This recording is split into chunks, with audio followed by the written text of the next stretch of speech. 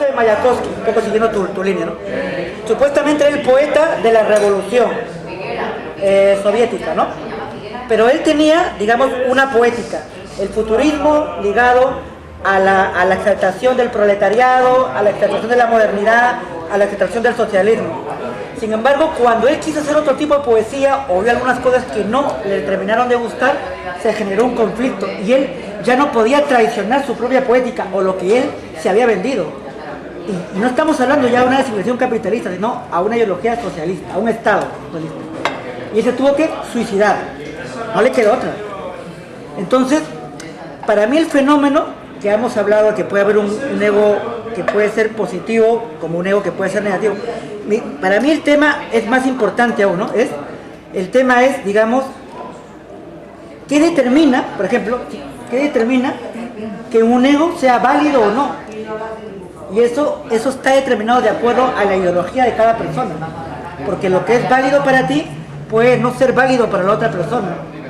¿Cómo consensuamos con que un ego puede ser válido o no? ¿Cuáles serían los requerimientos para que sea válido o no? Y por otro lado, están elementos del ego, ya afincándole con esto a cabo, en la época actual, en la industrialización de la cultura, en la industrialización del arte, ¿no? El término, por ejemplo, del egocentrismo va de acuerdo con el marketing del autor. Casi a per se, si tú quieres triunfar en el mercado, de alguna otra manera, el ego o la marca de ego, la marca de cómo te lo venden, forma parte del éxito. Entonces, ahí tenemos otro problema, ¿va? ¿Cuál es un ego válido? Yo creo que primero el ego que vale es el ego que uno mismo cree. Es decir, el creador tiene que creer en sí mismo y ese ego es válido, me parece. Entonces, para que ese ego sea reconocido, el público tiene que también responder a ese ego, yo creo, ¿no? Entonces, en ese caso, hay una obra que es reconocida. Ahora, yo no creo que hay un ego bueno y malo, como han dicho por ahí. Es decir, me parece como que el bueno o malo es como que un ego que es un ego humilde, que es el bueno, un ego humilde cristiano, y un ego exagerado, proporcionado, ¿no? que quiere presumir, que está fuera de la realidad. Yo creo que el ego es una cosa positiva porque es afirmación, es expansión, es lo que diría Nietzsche, voluntad de poder, ¿no? Sí, el ego es afirmarse, expandirse. Entonces, me parece positivo el ego. Ahora, hay egos, claro, que tiene que controlarse, tiene que ser más o menos proporcionado a la realidad. Yo creo que cada autor tiene un concepto de que su obra es buena o no, que vale o no. Eso también depende de cada autor, de su formación, de lo que propone, ¿no? Pero yo creo que no existe este ego bueno y malo. Me parece... Decir que yo creo que el ego es algo que efectivamente toda persona tiene que tener y es necesario para sacar adelante cualquier obra en general. Y si es una obra artística es imprescindible que uno crea primero en ella antes que otras personas.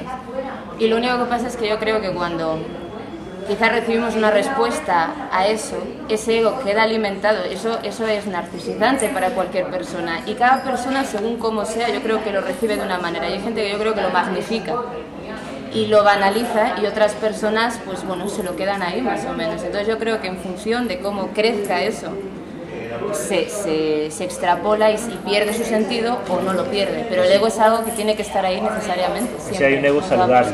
Un ego saludable o un ego que se magnifique en exceso.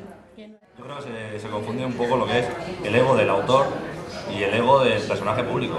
O sea, una cosa es Dalí pintando su cuadro, por ejemplo, el ejemplo que habéis puesto, o Dalí haciendo el payaso, ¿sabes? O haciendo lo que sea, haciendo cualquier cosa. Entonces, realmente, ¿hasta qué punto se conoce al autor, a la persona del autor, de esta gente que decir que tiene un ego desmesurado? Igual ese ego no es ni más ni menos que otra creación, como persona creativa, para darse a conocer como público, pero no es el ego de la persona, es el ego del autor. Entonces yo creo que habría que diferenciar un poco otra vuelta de tuerca entre el ego de la persona y el ego del autor, si los dos son el mismo o si es una creación del autor, el ego, que transmite públicamente, o si es una persona simplemente que se expresa naturalmente con ego.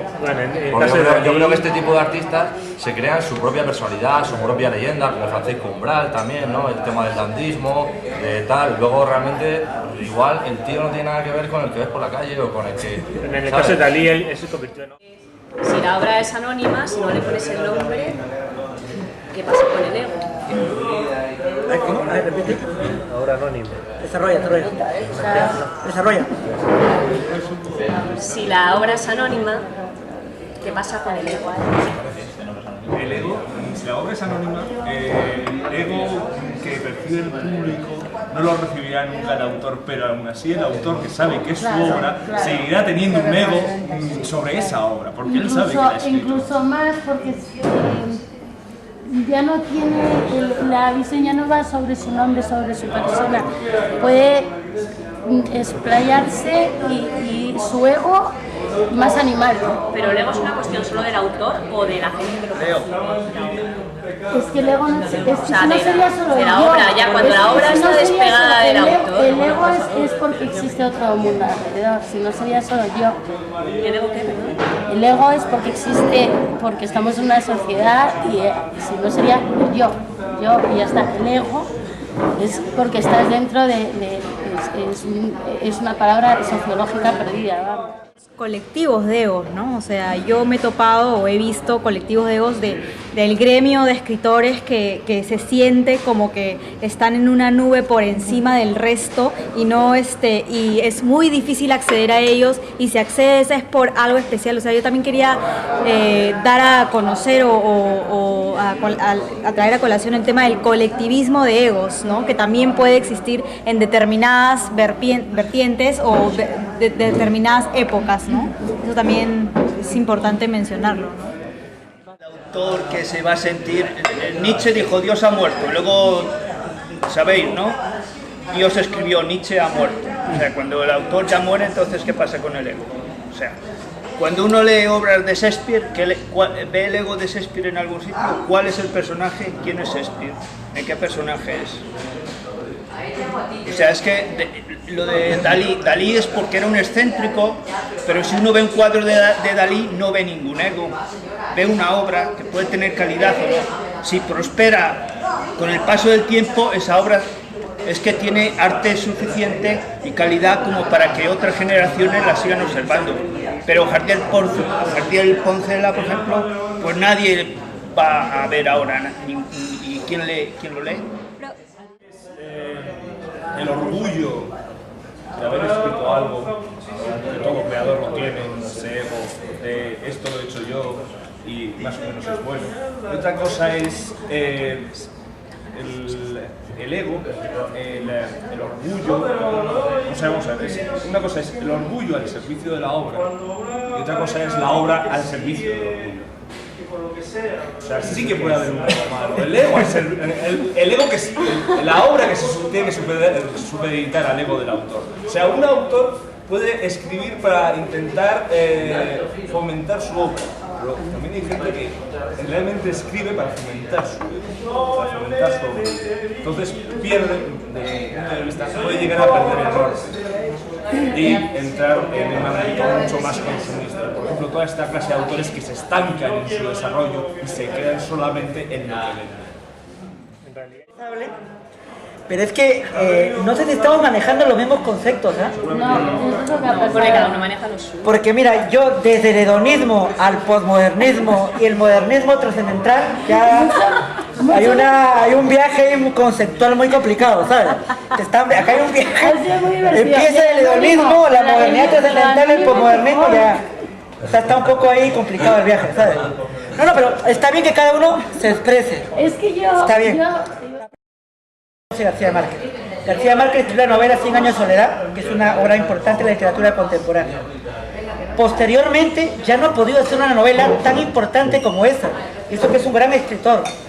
Y en cierta manera sus novelas se repiten. Y él, ¿qué es lo que he encontrado para acordarse algo? Decir, lo que pasa es que yo escribo la misma novela siempre, y es su salida de él. Esa es una alternativa. Existen otros autores que sin embargo, por ejemplo, Baudelaire, ¿no es cierto?, que también era otro, entre comillas, bohemio, no todos los libros son parecidos. Las Flores del Mal no tienen nada que ver con poemas en prosa, ni con otros libros. Entonces, no es una justificación el hecho de que no puede escribir más, sino, lo que yo estaba hablando es el problema que le pasa al Quijote, ¿te acuerdas? En un momento dado, el autor no logra disociar el ego de la obra del ego, del ego público y no sabe, digamos, un poco diferenciar las cosas. A eso es lo que yo estaba hablando. Es lo que le pasó a Dalí, por ejemplo. Él ya creía, como decían por allá, que todo lo que él hacía era artístico, dice una puta mierda. Él ya se lo creyó. Él creyó que era un genio y que cualquier estupidez era bueno, porque él ya se lo creyó. Ya no hubo conjunción entre su realidad y su ficción, hubo una conjunción. Es que eso no lo podía disociar. Pero ahí un crítico o un espectador puede decir, mira, esto me gusta de Dalí, pero también puede decir, oye, Dalí me molará un montón, pero esto es una puta mierda también. O sea, ¿entiendes? Eso es lo que también es subjetivo. Y es, el ego no es malo, pero lo que habéis planteado es la marca. Cuando una persona ya adquiere la categoría de marca, ya es una marca, y entonces ya inmediatamente pasa a dejar de ser una persona que busca dentro para seguir proyectando fuera las necesidades del mercado. Y el mercado es el que está poniendo las marcas. Y ahí es donde realmente la cuestión se dirime en si tengo que seguir siendo una marca o tenemos Jackson Pollock, se suicida con 40 y tantos años cuando era una marca. Estaba hasta los huevos de chorrear ya y de tener a la tía con el lápiz y de venga a trabajar más, coño, que no, que faltan 3 museos que nos han pedido más. Y termina hasta los huevos ya de la marca.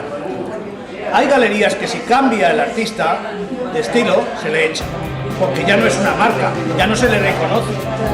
Escritores les pasa igual, músicos les pasa igual. El problema de hoy es que los jueces no son críticos o otros artistas, sino es el puto mercado. Y el puto mercado no está en manos de los jueces ni de los artistas, está en manos de unos aprendizitos que están degenerando precisamente, pero hay una tentación que es